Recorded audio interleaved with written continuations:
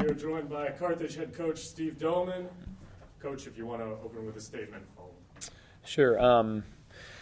Clearly, I didn't think I'd be sitting here right now thinking about our season in total. But I got to say, I think obviously as a host institution and a host team, I feel tremendous about the shape of what's happening here. The tournament's been first class.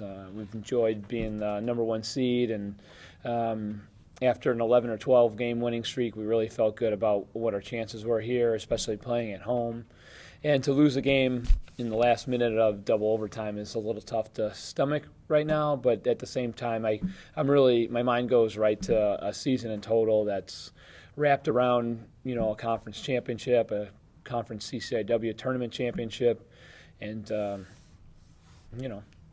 three quality seniors in Austin Bitta, Connor Hogan, and Justin Lunan. Those are the guys that we've kind of built our house on, and we're sad to see those guys go. And at this moment, it's hard to think about the future, but we'll spend a few minutes here on what just happened. So, yeah. Coach, talk about that last play, the penalty. What did you see from the sidelines?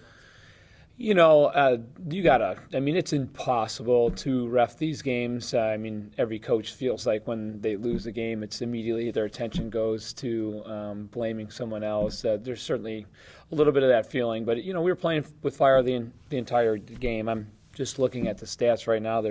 We took 31 shots and they took 7. And if you don't land a few more of those goals, then you don't put yourself in that position for a potential call to go either way. So, at the time that it happened, I'm feeling that's probably not logical because the players, away from the goal, there's less than a minute left in halftime. But, we were awarded a penalty kick early in the game, and they got one to just ours hurt a little bit more. So, yeah. Kind of led me to my next question about your offensive pressure. You put it on them all day. Yeah. And we talked earlier in the week about what they did defensively.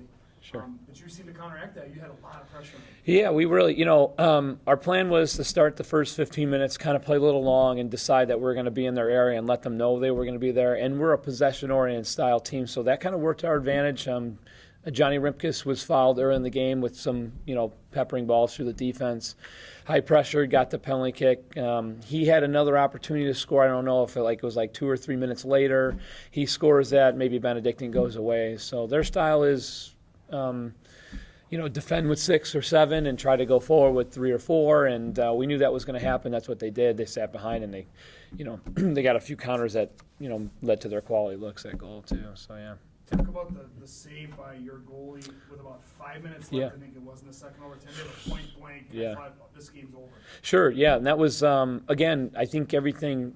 Benedictine's a terrific team. They deserve to be here. I feel like everything that they got, we gave away. If the first goal, we had a bad pass left to right. It was stolen. Our center back Giles got a little higher than Adrian. The ball was kind of heeled back through onto Jamie, our left back side, and flirting with offsides a little bit. But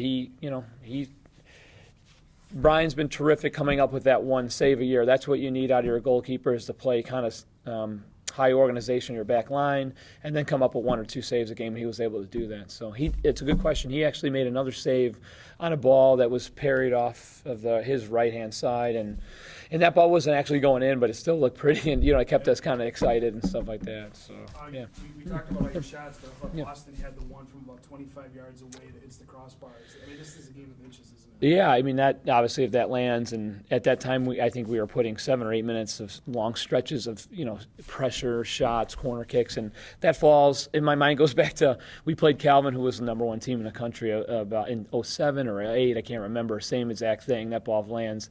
Ironically, it was a good time to take that shot. We don't really stress taking shots from 40 yards out, but the goalkeeper was off his line, and it was a good turn and look. So I feel terrible for Austin. He had plenty of opportunities to score, and he got the penalty kick, but he puts any of those away today. Where I'm here second instead of first, right? So yeah, pretty physical out there, and I know in the tournament things get ratcheted up. Is that just the way the match was played out, you think? Yeah, I actually think this is tournament soccer. Sometimes the prettiness goes away, sometimes the technical ability goes away, and sometimes the team that wants to win a little more can do that. It's ironic because I think we were winning that battle all over the place by and large, and you know, like a free throw in basketball. That's what we got there at the end. So yeah, but, yeah.